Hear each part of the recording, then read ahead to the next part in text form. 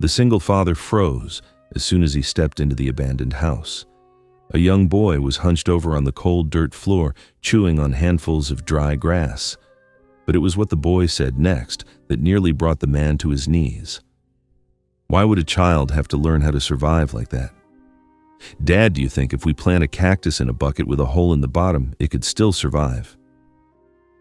Ellie looked up at her father.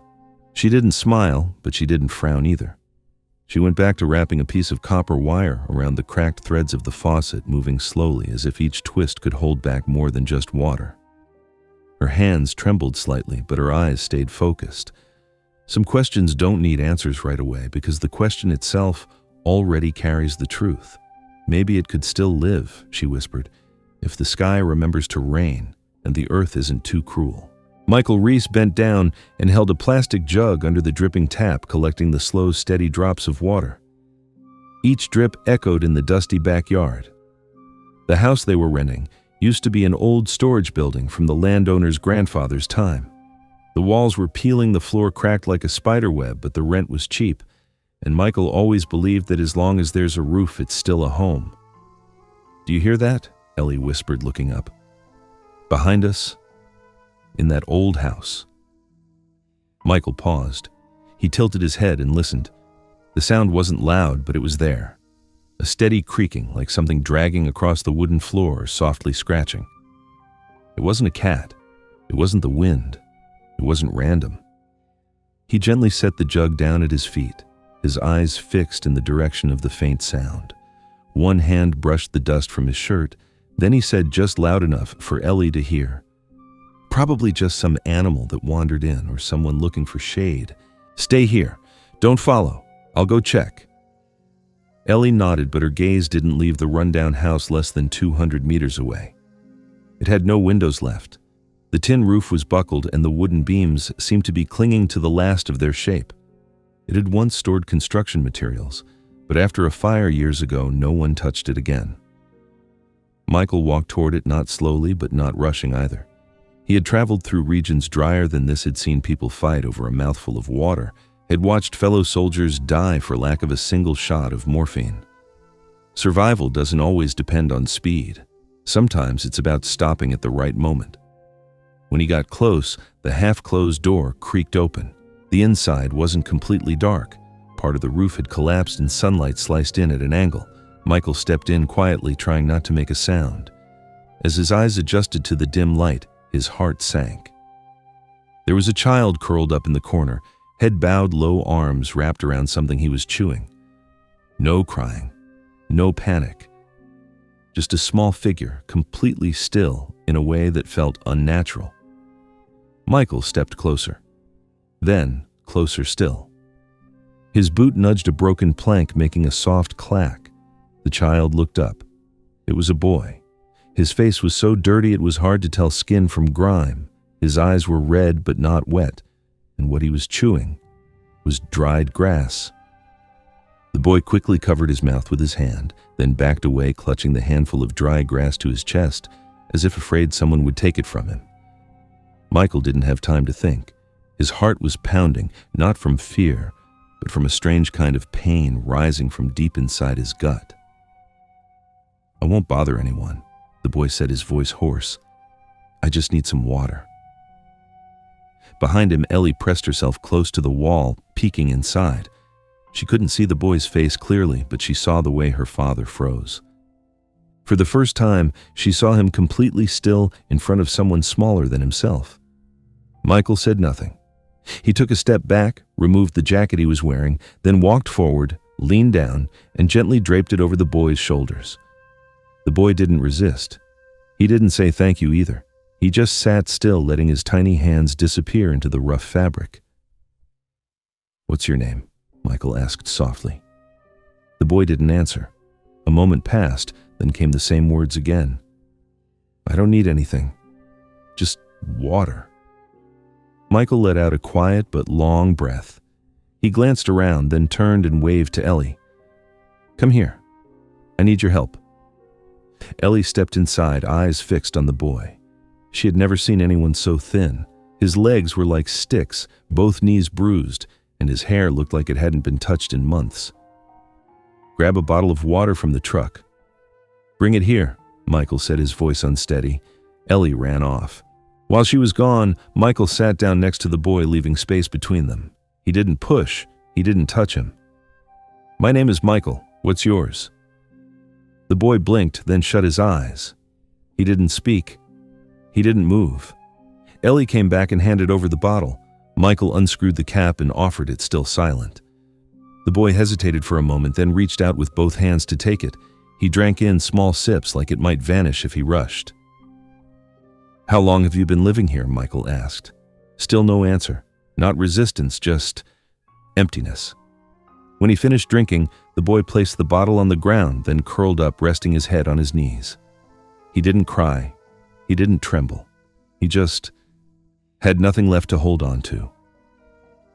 Michael stood and spoke quietly to his daughter. We're taking him home, but gently. Ellie nodded. She didn't object. For the first time, the confusion in her eyes gave way to something closer to understanding. A survivor always recognizes another, even if they come from completely different worlds. Dad, she said, her voice barely above a breath, some kinds of hunger. They live deep in someone's eyes, not in their stomach. Right? Michael didn't answer. But his eyes grew quiet, as if holding something that had broken a long time ago and never found a name. A man can survive war, poverty, even years of being forgotten. But sometimes it's the soft breathing of a child in an abandoned house that makes a person break, not because it's terrifying, but because it's too real. Ellie leaned forward and gently set the glass down on the chipped wooden table. The soft clink wasn't enough to break the tension that hung around the three of them in the small kitchen. Aiden sat still, his thin hands resting on his knees. His eyes flicked briefly toward the glass of water, but never settled on it. No one urged him. No one explained anything. Yet all of them felt the fragile thread stretched tight between them, ready to snap. Michael stood behind the chair, his back slightly bent toward the boy, like a carpenter assessing a rare piece of wood, beautiful but cracked. He was about to speak, but instead glanced at Ellie. His daughter still had her hand on the handle of the pitcher, her gaze fixed on nothing in particular, as if letting Aiden choose for himself when he wanted to exist. Aiden pulled his legs in, folding them up on the chair as if he were afraid of taking up too much space. His shoes touched at the toes, slightly off-center, creating a posture that looked uneasy. He sat on just the edge of the seat, not leaning back, not relaxing. It wasn't a resting posture, but one of awaiting, like someone who might disappear the moment they're given the signal. Do you want a little sugar? Ellie asked, her voice soft but steady. Aiden shook his head, then he gave a tiny nod. But he didn't reach for the glass.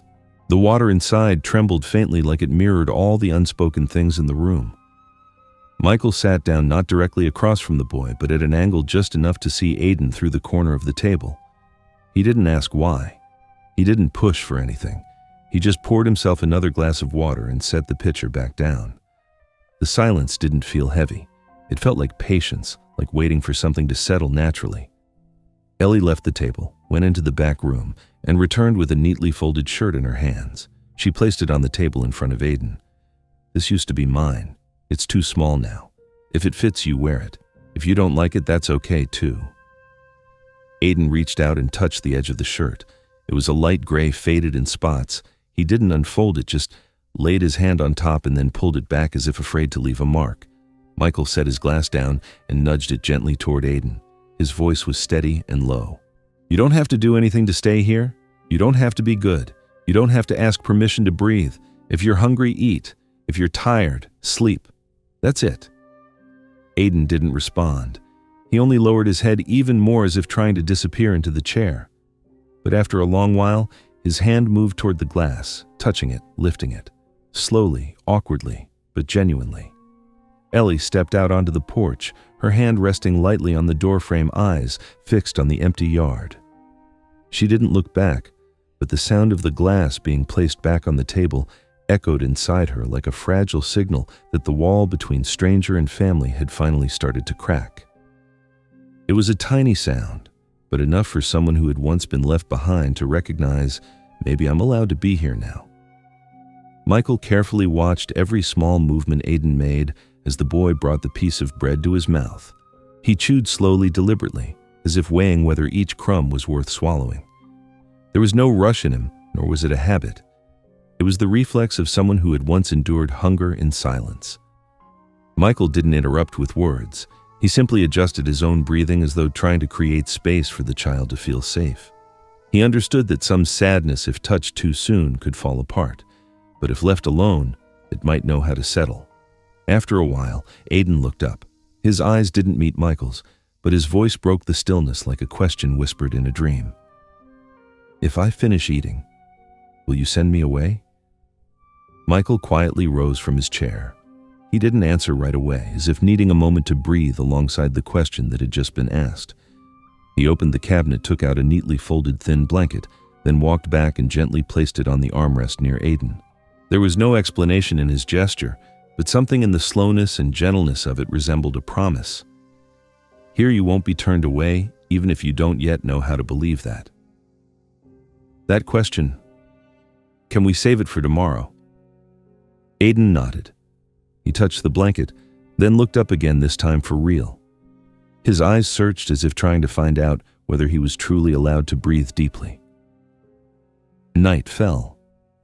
In the small room, there were no buzzing mosquitoes, no bright lights kept on. Michael lay on his side, arms folded under his head, eyes open, staring at the ceiling marked by time. He couldn't close his eyes, not because of fear, not because of regret. He just hadn't expected to be undone by a single question.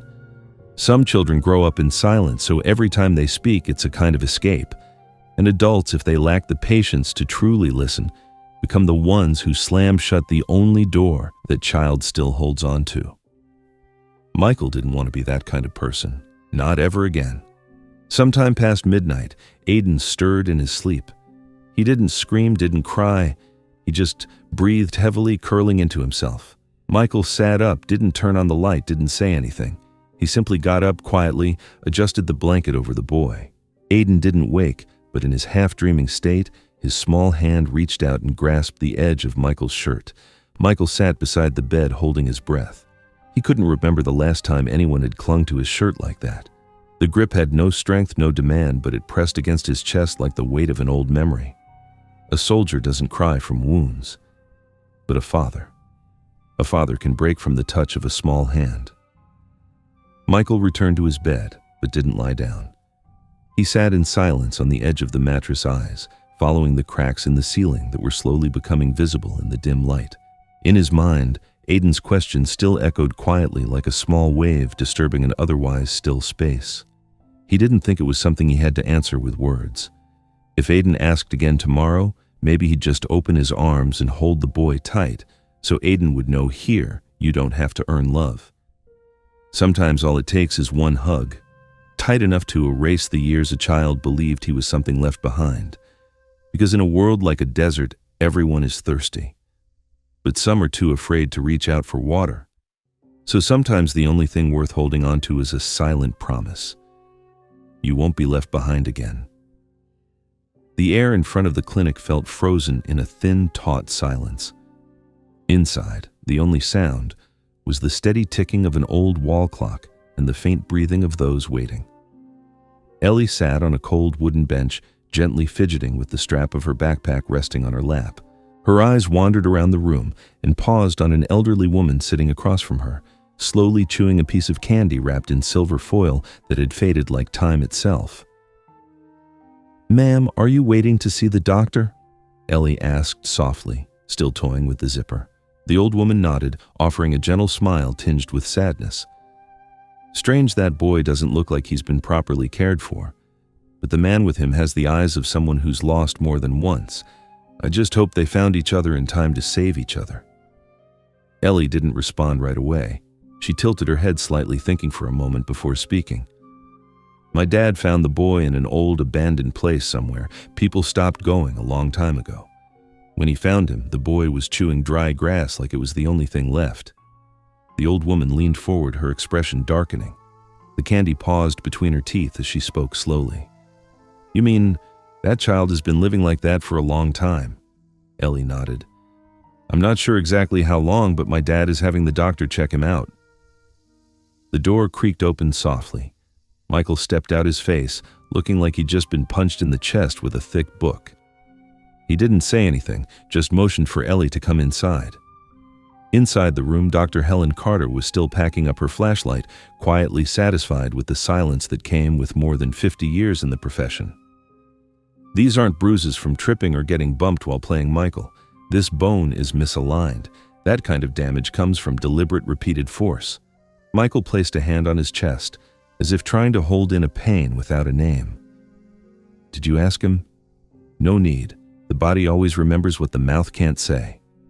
She looked up, her eyes seeming to see straight through. The worst pain this child carries isn't in the bruises or the broken bone. It's in the feeling that his existence never held enough value for anyone to hold on to. Michael didn't respond. He just kept looking at Aiden, who was fast asleep in the corner of the bed, still clutching the old shirt Michael had left behind. He thought back to the nights out in the field when his unit would camp under open skies. Some men groaned in pain from shrapnel wounds, but there was always someone who managed to laugh.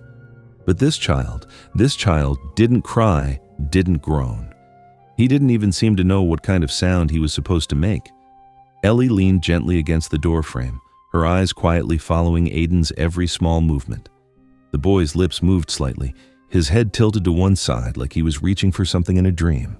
Michael stepped forward slowly, his hand reaching out to adjust the corner of the blanket, when he suddenly heard a whisper so soft that only someone with an open heart could have recognized it. I don't remember much, but I remember someone held me, right before Mama started coughing. Michael pressed a hand to his forehead. He had made it through more battles than he could count, seen brothers in arms breathe their last within inches of him, but he had never felt as powerless as he did in that moment, standing before a child who was still breathing, still waiting, yet whose spirit had long been left behind. He gently slid the neatly folded jacket under Aiden's head, not as a pillow, but as if placing a memory back where it belonged, into the heart of a child who still needed to believe he was real. Dr. Helen Carter quietly closed her medical notebook with a deliberate and final gesture. Her voice was neither loud nor soft, but it rang out like a proverb, meant for someone who had lost something long ago. An old hug won't heal. You need a new one. The right person. Long enough. Real enough. Michael stood in silence for a moment before nodding slowly. I'll learn how to hug Dr. Carter. I've been a father for years, but I don't think I've ever really learned how to hug someone the way they needed. Ellie walked over her small hand, lifting the blanket and gently smoothing it down across Aiden's chest. The gesture seemed simple, but from where Michael stood behind her, he felt something in his own chest release, as if something long frozen had begun to melt. Aiden stayed asleep, but for the first time his breathing wasn't hurried. His shoulders weren't tensed, as though his body had finally been given permission to rest. Outside, the wind moved through the cracks in the windows. On the other side of the desert, the sand flowed on silently like a clock that never stopped ticking. Some wounds don't need names because they have already branded themselves into memory. And some words are born just to be laid down gently so that we don't walk away from someone, but instead know we're ready to stay. It was in that room in the quiet, where wounded souls had once lingered, that Michael began to understand not everyone born a father knows how to embrace, but anyone who wants to be one must learn how to heal. And healing isn't about giving medicine, it's about giving someone a place to lean on. All Aiden needed was a carefully folded jacket. But for grown-ups, sometimes what keeps us from falling apart is the courage to listen to a question that sounds ordinary, yet carries years of being forgotten. A quiet reminder that some children have lived in silence for far too long. And maybe from that moment forward, the path the three of them were walking would never go back to the way it was. Because once pain has been named, people stop avoiding it and start trying to hold it, the way you might hold a piece of memory that deserves to be loved again. Every time he stepped into a place that smelled of old paper, Michael instinctively straightened his back as if waiting for one last command before retreating. But today there was no such command, only cold administrative procedures printed on thick paper as dry as sun-baked sand. He stood at the wooden counter, surrounded by the steady clicking of keyboards and the scent of stored files, trying to find a starting point for a child who had never had even a name to stand on. The middle-aged woman behind the desk had neatly pinned salt and pepper hair and reading glasses perched low on her nose. She glanced at Michael with the eyes of someone long familiar with nameless files and half-told stories. She typed a few lines, then paused. Her voice was not loud, but it was clear. "So, what's the child's full name?" Sir Michael turned his head, his eyes landing on Aidan, who was curled up quietly on the wooden bench by the door. The boy paid no attention to his surroundings. His eyes followed the slow, lazy rotation of the ceiling fan. Maybe to him it was the only thing in the room moving slow enough not to feel overwhelming. Michael walked over without interrupting, then sat beside him without speaking right away. "They're asking for your full name. Do you remember it?" Aidan looked up, his eyes drifting as if being pulled back from somewhere far away. He shook his head just barely. "Dale never used my name," the boy whispered. "He just called me a burden or something that shouldn't exist." Michael didn't react. There was no anger, no pity, only silence and then a small nod. "Then we'll start from the beginning." He walked back to the counter, his voice low like he was carrying a decision from a far corner of memory. "Leave the name blank for now. I'll fill it in when the boy is ready to name himself." Lucia's school day ended with a tear in the hem of her dress and a red mark on her cheek. The teacher didn't have to say much. One look was enough to know something had happened. The principal's office called right during lunch hour. Michael pushed the door open a draft, sweeping in from the hallway and brushing against the worn fabric of his old military shirt. Lucia sat off to the side on a long bench, legs crossed, clutching her backpack tightly against her chest like a thin shield. She didn't speak, didn't lower her head, didn't deny anything, but she also didn't meet her father's gaze. "Why did you hit that student?" "Because he said Aidan was trash, that we only took him in because our family isn't worth anything either." Michael sat down not directly across from her, but slightly off to the side. He didn't look her in the eye, instead, watching her clenched hands. "Did you do it because you were angry, or because you felt sorry for him?" Lucia opened her hand and looked into her palm as if truly weighing the question. Then she answered, her voice softer than usual. "I thought, if I stayed quiet, he'd think he was right. And if Aidan heard it, he'd believe it again. I don't want him to believe those things anymore." Michael didn't say anything. He just placed a gentle hand on his daughter's shoulder, then turned away. Adults don't always need to say the right thing, but they do need to know when it's time to be quiet. On the old wooden table, 3 blank sheets of paper were laid out neatly as if someone had measured time by silence itself. The corners were slightly curled, a sign they'd been carried around and tucked away before. Each sheet had the usual boxes: name, date of birth, place of birth, and a blank space under parents, like a long slip in fate still waiting to be named. Michael slid the pen toward the boy. "No one gets to choose for you. Here you get to name yourself." Aidan stared at the 3 sheets in front of him, as if they were daring him to cross a boundary larger than all the silence he'd kept inside. He reached for the pen, his fingertips cold and trembling slightly. The room grew so still you could almost hear a heartbeat. Then he took a breath and placed the pen on paper. The first letters appeared shaky, uneven, but honest, and certain. Aidan Walker Michael read it aloud like saying the name of something newly taking root. Walker sounds like the name of someone who rises from dust. The boy smiled faintly. It wasn't big, but it was enough to make the spoon next to him tremble slightly. "I don't need anyone to name me. I named myself, and now I live by it. That's how you go from being invisible to being real." Aidan kept staring at the letters still wet with ink. He lightly brushed his fingers over them like trying to memorize the shape of this new version of himself. He had never had the chance to sign his name before, never imagined that one day someone would say he had the right to. But today those uneven letters became the first proof that he existed, not in someone else's eyes, but in his own heart. As the darkness slowly settled into the gaps between the wooden planks, the ceiling fan clicked on steadily like a soundtrack for words too heavy to speak. Aidan lay on his side on the folding bed next to the window, unmoving. He closed his eyes, and repeated his name in his mind like a quiet prayer whispered just for him so he wouldn't forget what had just been given Aiden Walker. Aiden Walker, Walker. Somewhere in a burned stretch of desert, someone might have once called him something else. But in this moment, he was the first to say his own name without bowing his head, without retreating into memory. A name chosen not to hide, but to begin again. Someone without a name is a shadow easily swallowed by time. But someone brave enough to choose their own name has drawn the first line that marks their worth, a place where memory no longer gets to decide who they are.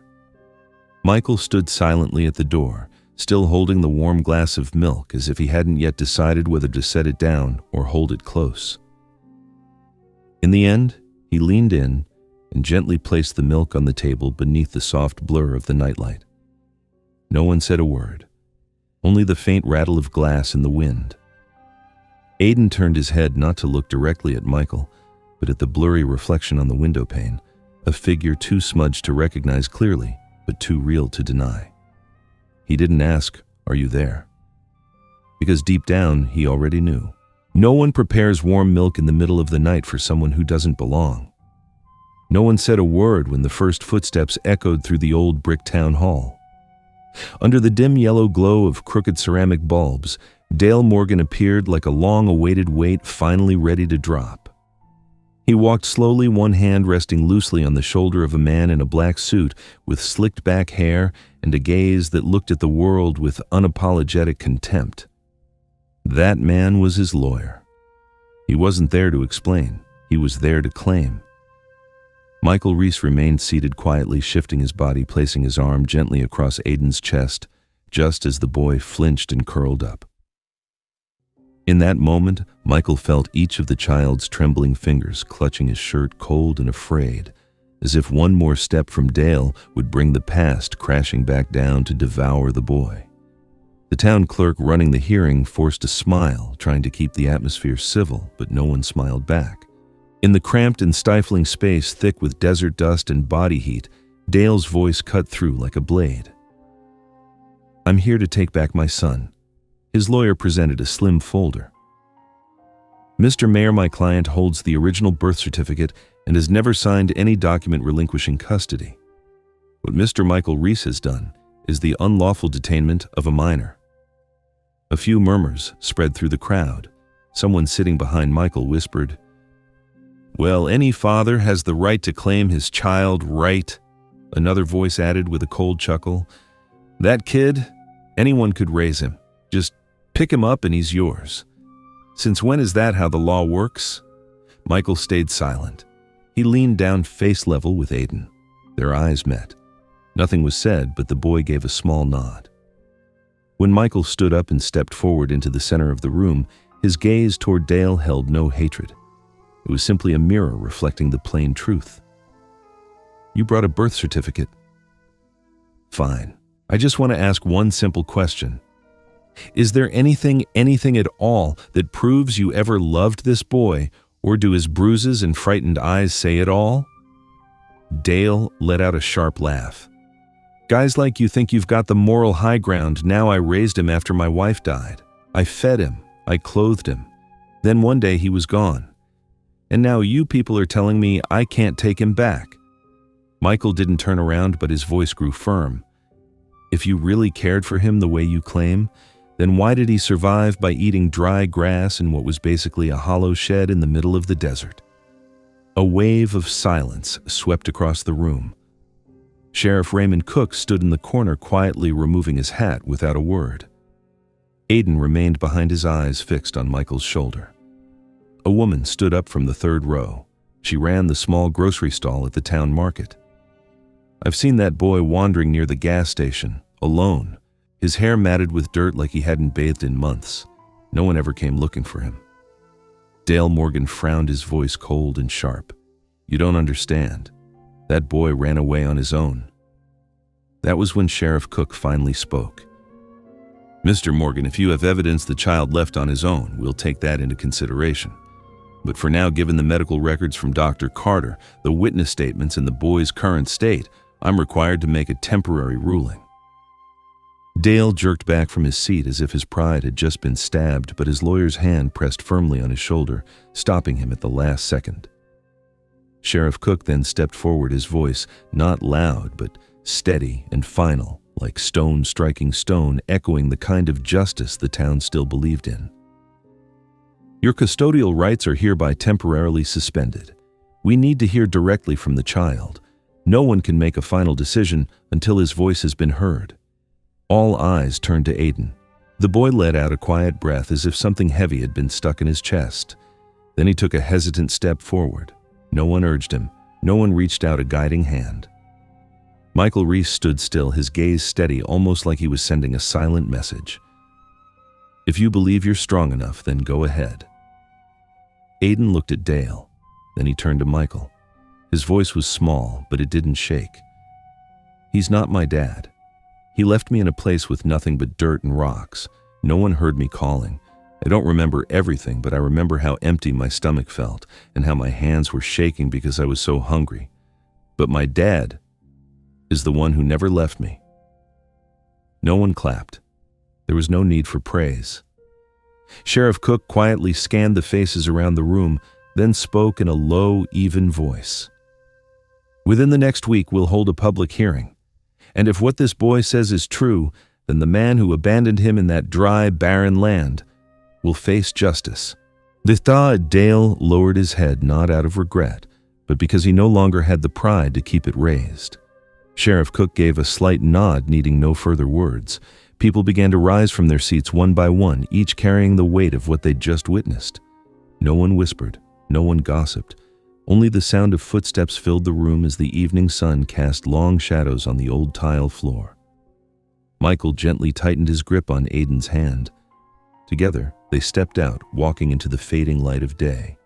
Aiden said nothing, but his eyes stayed fixed on the hand holding his, as if to quietly affirm this time he wasn't being left behind.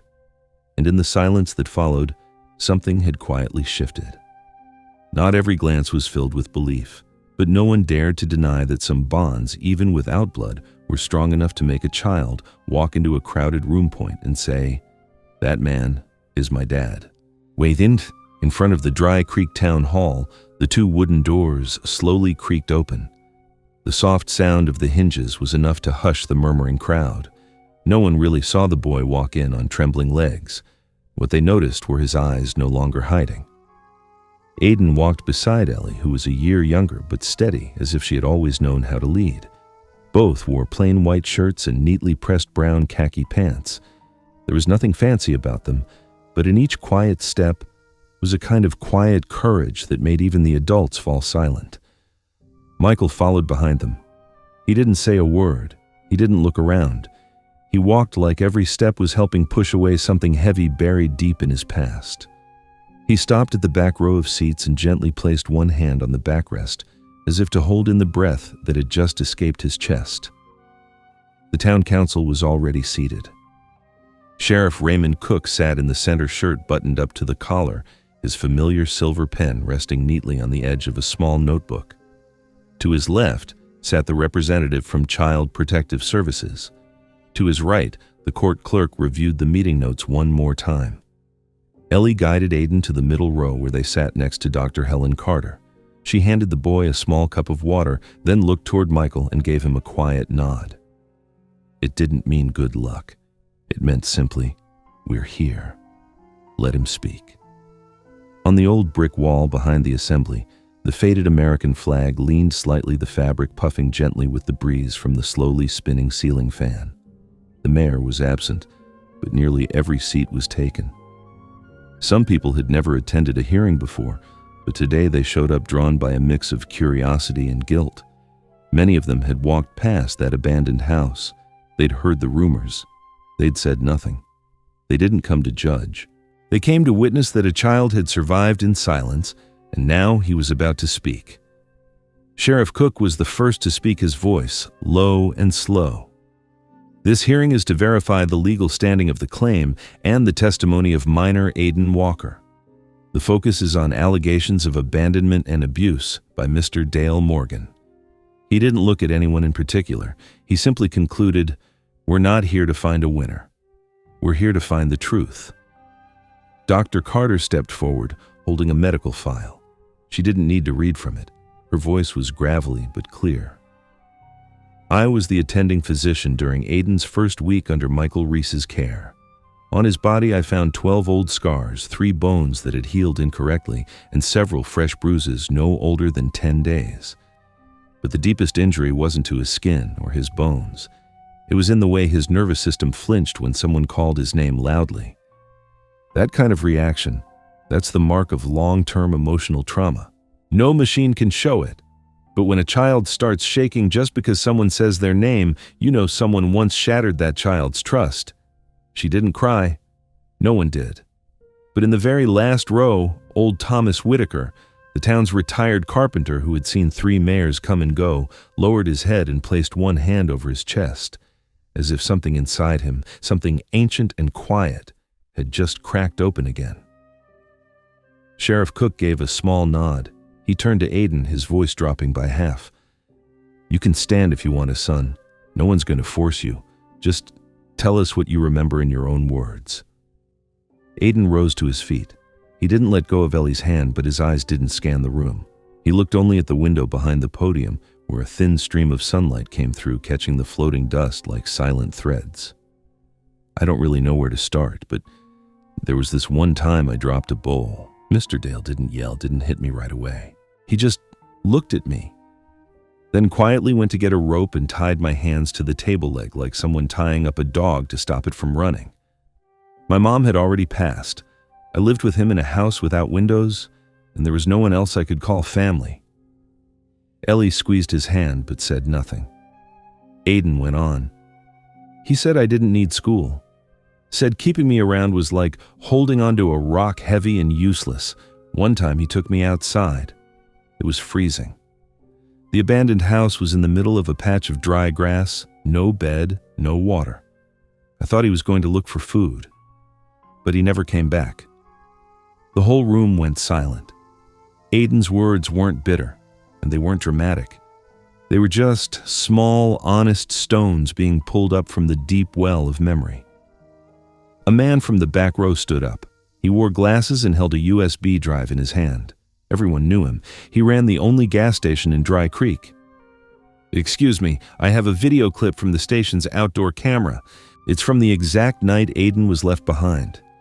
It shows Mr. Dale leaving the abandoned house alone. No child followed him. I already sent a copy to the sheriff's office last week." Sheriff Cook took the USB without a word. He turned to Dale, his eyes not accusing, but offering no place to hide. Dale stood, his voice quick and shaky. "I didn't leave him. I just went to get some stuff. He wandered off. I couldn't find him, so I came back for help." His words tangled like a noose. No one responded. They didn't need to. Every word Dale said only made the air heavier. Sheriff Cook lowered his pen to the paper. The black ink etched a line that couldn't be erased. 2 officers stepped forward from the right side of the room, their boots clicking in steady rhythm on the floor. Dale didn't resist. He didn't shout, but his face drained of color and his lips trembled. For the first time in his life, he realized the silence he once used to deny everything had become a blade cutting back through him clean and cold. When the handcuffs snapped shut with a small metallic click, Aiden instinctively stepped back. Michael moved forward, placing himself between the boy and the rest of the world. He didn't say a word. He simply laid his hand gently on Aiden's shoulder, like a stake anchoring a young tree in a strong wind. On their way out of the hall, an old man with a white beard walked up to Aiden. He didn't ask his name, didn't introduce himself. He just looked at him and said, "Son, not all wounds need medicine. Some are just marks to remind us that we survived. And today you've lived that meaning for real." Aiden didn't reply. He looked over at Ellie, then down at his hands, now clasped together like a thin rope, helping to keep him steady. Michael stood behind him, his gaze free of pity, full of quiet faith, something only those who've been broken before can offer without words. And in that moment, Aiden knew he wasn't alone anymore. He had a place now, not just in someone's house, but in someone's heart. Under the tree outside the town hall, the wind lifted a few forgotten flyers. One of them read, We don't stay silent to forgive. We stay silent to begin again with the truth. The dry wind swept across the dusty yard, carrying with it the scent of aged wood and the soft rustling of a warped tin roof. On an unused clothesline, a faded gray shirt swayed gently in the slanted sunlight. Ellie placed her hand on the wooden doorframe, eyes fixed on the rocky hills in the distance. She wasn't waiting for anyone, but she also didn't wait for the sun to ease before speaking. In the small kitchen, the scent of old coffee still lingered. Michael turned one sheet of paper after another, folding and unfolding them as if weighing hundreds of possible directions. He wore an old buttoned-up shirt, the sleeves rolled high. His eyes stopped at the bold heading, "Application for Legal Adoption." Across from him, Aiden sat up straight, but his hands wouldn't stay still. He twisted his thumb, then opened and closed his fists again. His eyes were fixed on the paper, but each word on the page seemed to dance like scattered fragments he couldn't piece together. They looked like promises written in black ink that, if signed, would become something you could never take back. Neither of them spoke for 10 minutes, but the silence wasn't uncomfortable. It felt more like the careful pause two old builders take before placing the first stone, because if they got it wrong, the whole house would lean forever. "Dad, if I take your last name, if everything goes through, does that mean someone else still has the right to take me away?"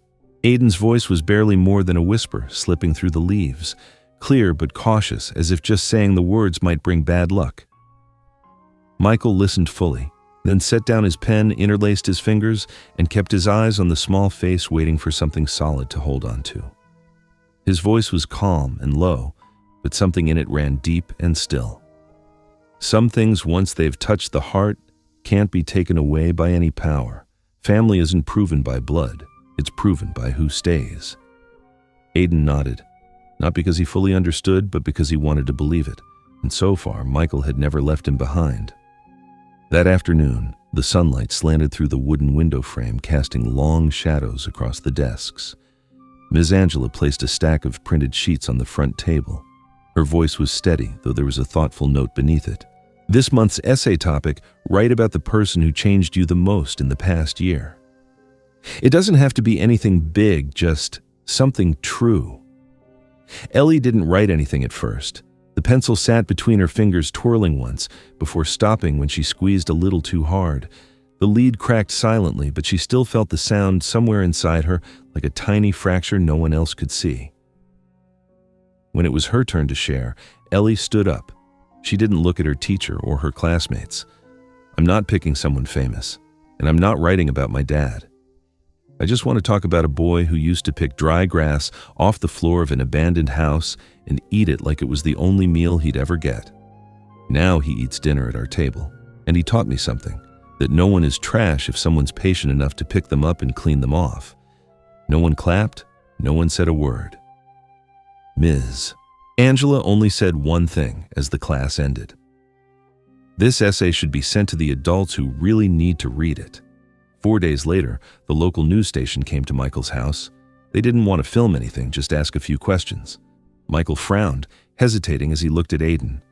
But it was the boy who nodded first. "I think if there's another kid out there lying in an abandoned house somewhere waiting to die, then I want them to know. Not everyone walks away. Some people stop." Michael didn't say anything. He simply stepped outside, washed his hands at the leaky faucet, then came back in and placed a hand on Aiden's shoulder, a quiet way of saying yes. That night, the house felt still, like time itself had paused outside the door. Aiden couldn't sleep. He dreamed of a small room dimly lit. In it stood a woman wearing a dark brown sweater, her hair long, her voice low, her hands warm like a thick winter blanket. "Aiden, you don't have to be afraid anymore.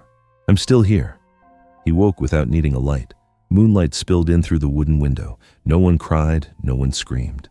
There was just a kind of peace he had never known before. He climbed out of bed, careful not to wake Ellie, and went to get the paper pinwheel she had made the week before. He stared at it for a long time, then whispered, "Mom, I think you're smiling somewhere, because for the first time, I didn't dream of the dark." That morning, they left the house early before the sun had cleared the ridge. The path to the cemetery wasn't long, but it was lined with red dust and silence. Ellie tucked 2 corn muffins into a cloth napkin. Aidan held the paper pinwheel pressed between the pages of an old notebook. The 3 of them crossed through a broken fence, walking between slanted headstones no one seemed to remember. No one said a word, until they stopped in front of a small moss-covered stone, its lettering nearly worn away. Sarah Walker, 1979, 2022. Michael stood just outside the dry patch of earth, his boots sinking slightly into the soft sand with every step. Aidan knelt down, his small hand trembling as he placed the pinwheel among the brittle grass left over from the last windy season. There was no sound, only a light breeze strong enough to make the paper blades begin to spin. One turn, then slower, then another, as if the pinwheel were listening to the rhythm of the boy's breath, slow, unhurried, but steady, like Aidan's journey of survival itself. Aidan whispered, "Mom, I have someone waiting for me now, and I'm going to stay." Michael stepped up behind him without a word. Ellie reached for Aidan's hand. They stood like that for a long time. Not because they were sad, but because for the first time in their lives, something had reached the very bottom of their hearts without needing to be spoken. People often assume fatherhood comes naturally when a child is born. But sometimes those with no shared blood become fathers anyway, just because they're patient enough not to leave, gentle enough to listen, and loving enough to wait for a tender heart to open. In the desert, some trees grow from cracks in the rocks. They don't need water every day. They just need to feel real rain once.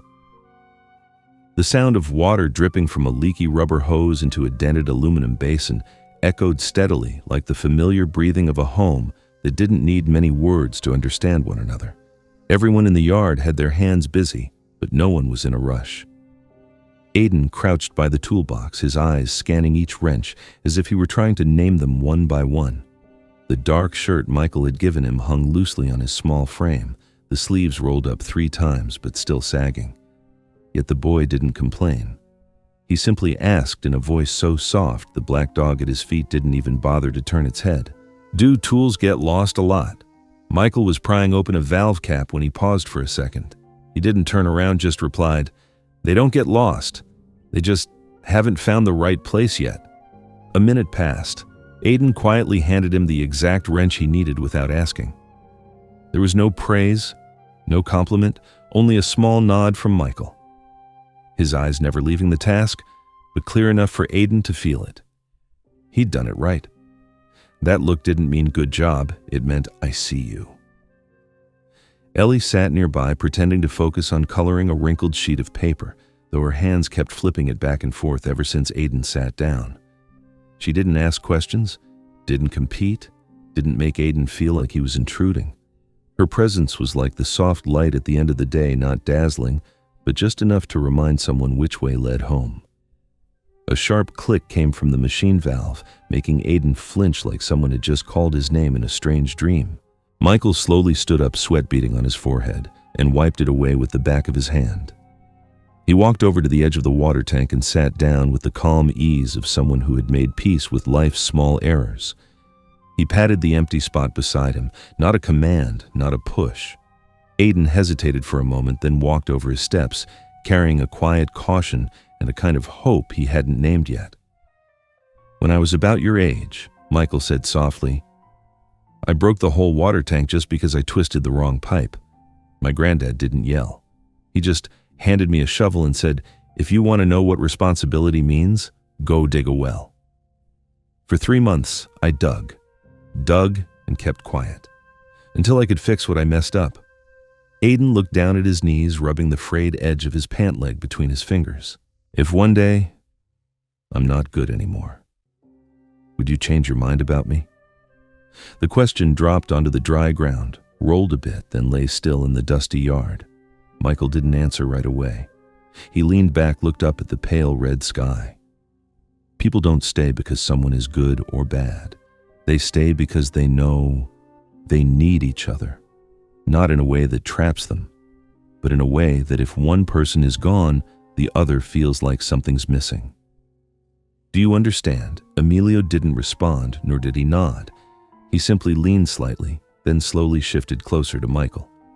The narrowing space wasn't for the sake of a hug, but more like he was searching for a quiet heartbeat, a subtle signal confirming that he wasn't alone anymore. Sitting closer wasn't about needing support. It was about coexisting in the same rhythm of life. Sheriff Raymond Cook arrived later that afternoon, just as the fading sunlight stretched people's shadows across the yard like tree roots. He wasn't in uniform, only wore a wide-brimmed hat and carried a small brown paper bag. "I brought some pastries," he said, holding out the bag, "but mostly I came to talk." They sat down on the wooden bench out on the porch. Emilio and Ellie were in the kitchen reheating some soup.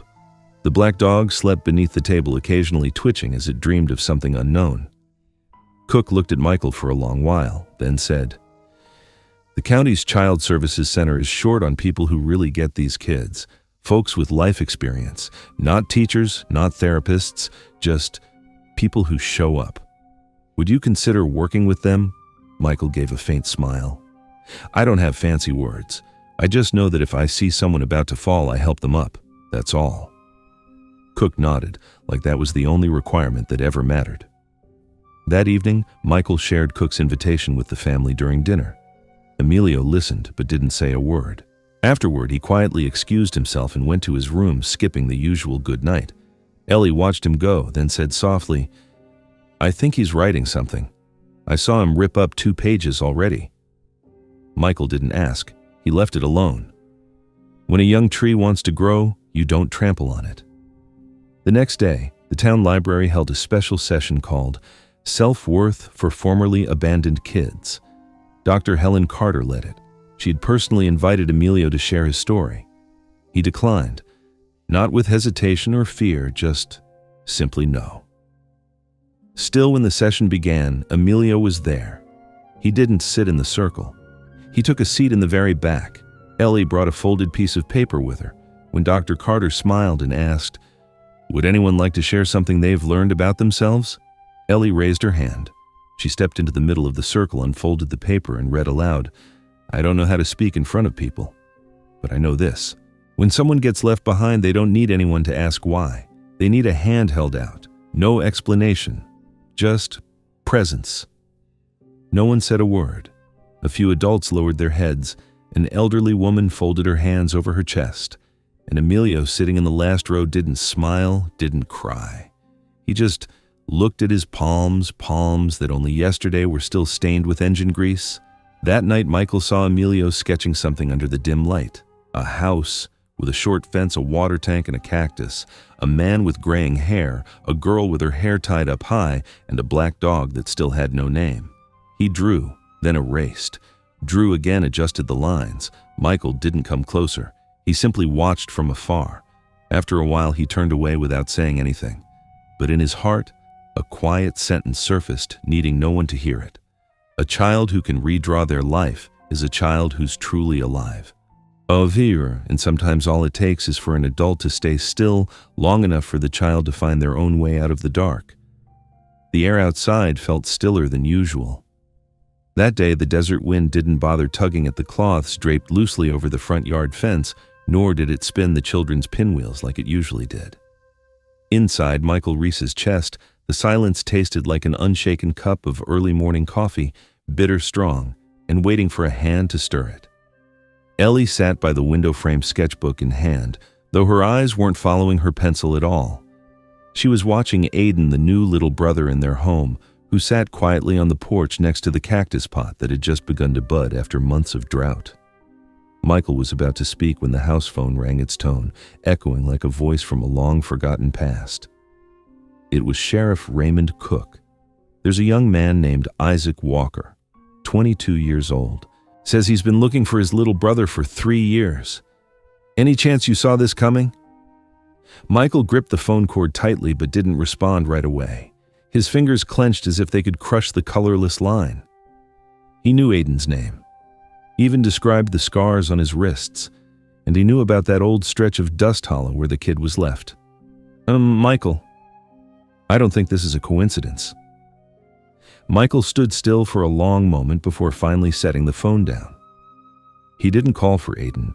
He just walked slowly to the backyard where a piece of rusted tin roofing had turned deep brown under the sun. There, the short shadows of the trees danced faintly on the cracked stone floor, like pieces of memory trying to return. That evening, he chose not to say anything to Aiden. He simply took him to pick chili peppers in the small garden by the hillside. They stood beside each other, the moon barely visible behind dusty clouds, but still bright enough to reveal which hand was trembling and which one held steady. Michael said, "You have to pick chili before it's fully ripe. That's when it smells the best. And people, sometimes you have to wait until their hearts are ripe enough before they can walk forward." Isaac arrived just as the light faded behind the ridge. His old chipped paint car parked quietly outside, but no one needed to be told he wasn't from around here. He carried the look of someone who had wandered through too many dead ends, tired, but not broken. Ellie saw the stranger and ran inside. Aiden was folding an old newspaper into a pinwheel when he looked up. Michael stood by the door and said in a calm voice, "There's someone who wants to meet you." Aiden stared directly without blinking. He folded the last wing of the pinwheel, set it gently to the side, then stood up. No one rushed him. No one led the way. Under the fading evening light, 3 figures appeared. A man who had carried the weight of many years, a young man marked by the restless drift of lost beginnings, and a child who had only just relearned how to stand tall in the world. Only a few steps separated them, but between them stretched the invisible cracks left behind by time and absence. The late afternoon wind brushed red dust off Isaac's collar as if even time itself hesitated at the edge of this reunion. Isaac pressed his lips together, took a deep breath, and finally spoke. His voice was hoarse, each word feeling like it had to climb its way out from deep inside him. "I'm Isaac. You probably don't remember me. When Mom died, they split us up. I went to live with our aunt and you. I never knew where they sent you. I've been looking for you for 3 years. Aiden didn't nod, nor did he ask anything in return. He looked into Isaac's eyes for a long moment, then spoke quietly. "I'm not there anymore. Here I don't have to hide when I eat. I don't get locked up if I say something wrong. I'm home now." Michael exhaled softly but didn't look away. Isaac lowered his head, his eyes red but dry. His face tightened for a second, then softened like someone who had just realized he was late, but not too late. He rummaged through his backpack and pulled out something wrapped in cloth. He carefully unfolded it. It was Mom's. She kept a journal in a weird way, 1 sentence per week. "Take a look." Aiden took it in his hands. His eyes moved slowly across the pages, then stopped on a line highlighted in purple ink. "Aiden, wherever you go, I will follow. Because real love doesn't need to be remembered. It only needs to be alive." He closed the book and hugged it to his chest like someone holding a pillow on the first winter night after years of sleeping on bare ground.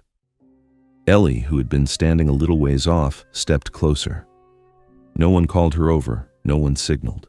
She placed a hand gently on Aiden's back, saying nothing, offering no comfort. She was simply there like a small arm of life, reaching out to embrace a soul that had just found shelter. Michael brought Isaac into the kitchen and poured him a glass of water with a bit of salted lemon. The conversation wasn't long. Isaac shared that their mother had swept market floors while pregnant, even sold her hair to buy milk.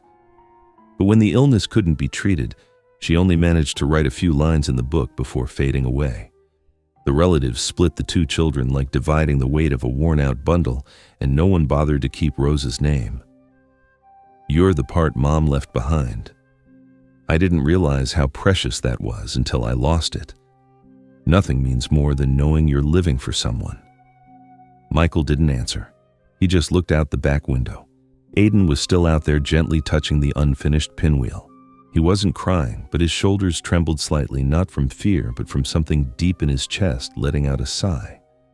Before leaving, Isaac walked over to his little brother again. He didn't make promises, didn't try to make things dramatic. He just placed a hand on Aiden's shoulder. "You don't have to come back. I didn't come here to change anything. I just needed to know that if someone loved you first, it was Mom. And if someone loves you now, it's the person standing right here." Michael stood beside them, not interrupting. Only when Isaac turned to go did he speak. "Thank you for coming this far to hold on to something good. The boy needs to know he hasn't been forgotten. But more than that, he needs to know he's worth choosing." That night, after most of the lights in the house had gone dim, Aiden brought the book to bed. He read each word slowly, as if listening to his mother's voice in the wind. Then he placed the book aside and turned to Michael. "Dad, when I finish the pinwheel tomorrow, will you help me plant it on the hill I want Mom to see?" I found my way back.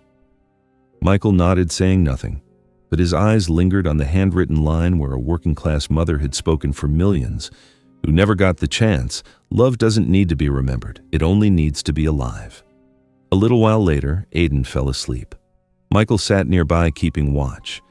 His heart felt calm, like a warm afternoon in the quiet countryside of Mexico, peaceful, sunlit, and full of the scent of roasted corn.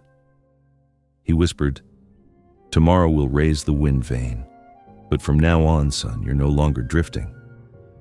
The sun hadn't fully risen, but a soft amber light had already begun slipping through the gaps between the scattered cacti across the open field. The fire crackled steadily in a small stone grill beside an old painted pickup truck. It burned with no urgency, no rush, as if it already knew there was nothing pressing today. Michael Reese sat there, eyes fixed on the flames, both hands wrapped tightly around a steaming clay mug of coffee. Not because of the cold, but because peace was still a feeling he hadn't quite gotten used to. Ellie sat beside him, carefully peeling apart slices of toasted bread, smiling faintly when one came out too burned. Aiden was nowhere to be seen. He had run off early, carrying the bamboo pinwheel tied with fabric strings that had taken him the entire week to make. No one had told him to do it. No one demanded it be perfect. But Aiden always had his own quiet way of showing gratitude with silence and precision, through gestures that made people press a hand to their chest and hold still. "Dad, it's ready," Aiden shouted from afar, pointing toward the sturdy bamboo stake he had planted at the top of the sand dune. He wasn't looking for praise, just a glance of acknowledgement, a brief second of recognition that would steady the small, still fragile rhythm of his heart. Michael set down his coffee, brushed off his hands, and slowly made his way toward the two children. He didn't call out to either of them. There was no need. Everything was already where it was meant to be. For a man who had lost an entire family, who had once lived among the sounds of gunfire and panicked breath, and who had thought he could no longer feel love, it was now unmistakable in the sound of 2 small feet chasing the edge of the wind. Ellie didn't ask any questions. She simply pulled a sketch pad from her backpack and began drawing with charcoal. She didn't draw people. She drew Aiden, the wind, and the motion of the spinning pinwheel as it moved inside her imagination. Because sometimes, you don't need to capture a face. You just need to hold on to the soul of the moment. "Do you think it'll fly?" Aiden asked, eyes fixed on the rusty nail, acting as the axle, his hands still trembling from nervous excitement. "Not everything has to fly high," Michael replied, his gaze following the blurred horizon. "What matters is that you were brave enough to set it up whether the wind comes or not." Aiden stayed quiet, but his eyes no longer carried the look of a child who had once been abandoned, who had survived by chewing on dry grass. They were now the eyes of someone who had come to understand his worth, not because he was perfect, but because someone had chosen to stay beside him, no matter how broken the past had been. A sudden breeze swept across the ridge, sending the pinwheel spinning fast, whirling with a soft hum. Aiden jumped back, raising both hands to the sky, as if he had just witnessed the most miraculous thing in his life. He turned quickly and shouted, "Dad, it's flying. It's really flying." Michael stood still. His eyes burned, but he didn't blink. Not because of the dust, but because at his age, tears no longer came from sadness. They came when something good had survived long enough to be real again. Ellie ran up, laughing loudly, her hair wild in the wind. The 3 of them didn't need to say a single word. They stood there on a patch of land that Michael had once hoped to build a small adobe house on. There was nothing yet but a few bricks and a rough sketch. But right now, it was already a home. A lone crow flew overhead, letting out a sharp call, not sorrowful, just solitary. Aiden looked up at it, then asked softly, "Dad, do you think that bird even knows what flying means?" Michael lowered himself and gently ruffled his son's hair. His voice was low and steady like the earth itself. It knows. It just doesn't need to show off. It flies because it was born to fly. Just like you today. I wasn't born to fly, Aiden replied, a small smile breaking at the corner of his mouth. But I've learned how. And that really is what children who've been left behind need, not someone to point at their scars, but someone willing to walk beside them until they're strong enough to move forward on their own. Michael turned back to grab the cloth and spread it over the ground. From the basket, he pulled out 3 small wooden boxes, each containing tamales Dr. Helen Carter had sent with them. She couldn't make it to the outing, but left a note. If you finish them, bring the boxes back. If not, consider it my donation to your future home. Breakfast passed quietly with no big conversations, just the sound of chewing and the wind brushing across the ridge. Aiden lay back on the cloth, still holding the pinwheel, which had finally stopped spinning. He turned his head and asked Dad, "If someday I have a family of my own, if I have kids, will I still be allowed to call this place home?" Michael didn't answer right away. He slowly raised his eyes to the sky where a thin cloud had just been split apart by a high gust of wind. Then, he looked at his son, and his gaze was as deep as the soil after rain. "As long as this house has wind and sunlight, you'll always have a place here. No matter where you go, you'll know your way back," Ellie flicked Aiden lightly on the shoulder. "But what if your kid likes drawing more than making pinwheels?" Aiden laughed. "Then I'll teach them how to see the wind in the lines they draw the way Dad taught me to feel freedom. The final destination for a child isn't necessarily a sturdy roof. It's an unwavering gaze and a pair of arms ready to open wide. When a father can listen not just with his ears but with his heart, the presence of a child, even fragile, is enough to redefine what family really means." The pinwheel began to spin again as the wind returned. No one told it to.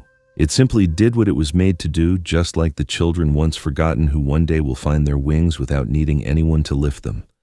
Maybe what strikes our hearts the most isn't the image of a boy eating dry grass. It's the moment he lifts his head, eyes clouded by hunger, and quietly says, I didn't steal anything." That sentence doesn't need drama. It doesn't need defense. It carries the weight of quiet endurance and the last bits of dignity left in a small soul that has been through far too much. This isn't just the story of Michael and Aiden. It's the voice of every other child out there who doesn't need rescuing, just someone who's willing to truly see them and not look away. And when Michael chose to stay to be a father, not through blood but through heart, something truly miraculous began. Those who hurt others will eventually be held accountable. But those who live with kindness, even when they've been wounded, will always find a place to heal. Do you believe it too, that goodness can take root even in the middle of a desert? What do you think about Michael's decision? If it were you, would you have had the courage to stop for a stranger's child in the middle of nowhere? Have you ever met someone who made you want to become a better version of yourself? And before you go, let me ask you gently, are you doing okay today? If not, it's all right to pause for a bit. I'm still here sharing stories that warm the soul. Don't forget to leave a comment below. I read every single one. Thank you for staying until the end.